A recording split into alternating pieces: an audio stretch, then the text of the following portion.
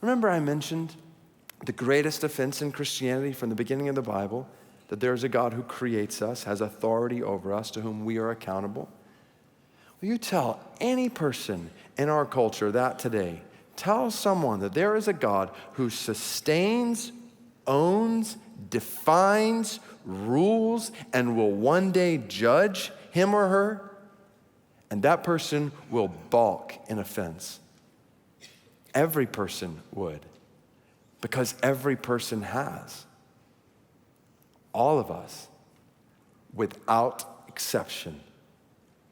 This is evident from the very beginning of the Bible in Genesis 3, the first man and woman ever created who took God's word and said, did God really say that? And the more they asked the question, the more they convinced themselves that God's word could not be trusted and that their way was better than God's way. And they went with what they felt and what they thought over what God said. And that is the same story for every single one of us. None of us are alone in this. Sure, it looks different in each one of our lives. Specifically, some are attracted to men, others are attracted to women. Some of us feel this desire for that, others of us feel that desire for this. And the challenge in our culture is that we have said, if you have a desire, then you should fulfill it. You have a right to fulfill it. No one should stop you from fulfilling it, especially if you were born with that desire, if it is attributable in some way to your genetic makeup. You can't help that you desire this, so of course fulfill that desire. You were made to. But let's just state the obvious.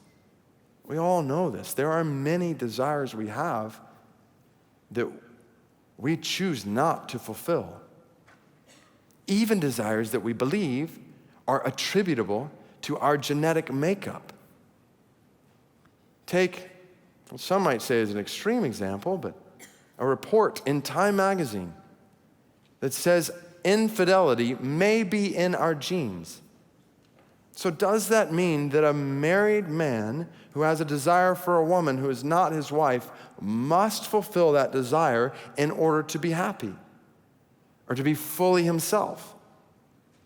No way. Like, the mere presence of a desire does not excuse or promote unfaithfulness in marriage. That's a desire I have, does not equate to that's what I should do.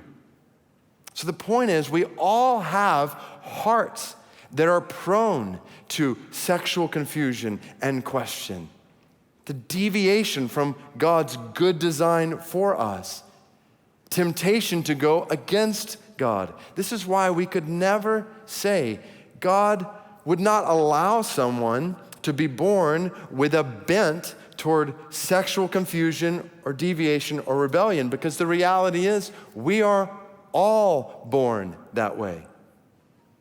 We're all born with an inclination away from God and His good design for our lives.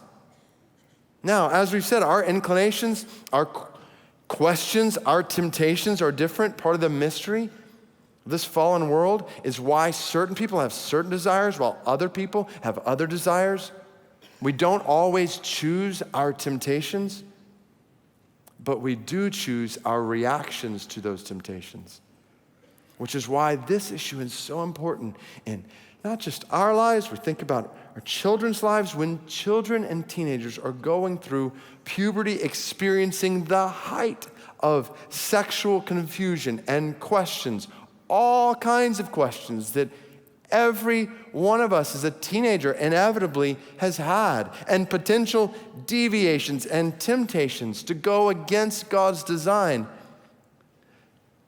So in our culture, to actively say to children and teenagers, give yourselves over to whatever those desires and thoughts are. And it's viewed as offensive, or even on the wrong side of history to say, no, trust God. Believe God. that his design for you is beautiful and his word towards you is good. Oh, that is not the wrong side of history. This is what God has been saying throughout history. You can trust me.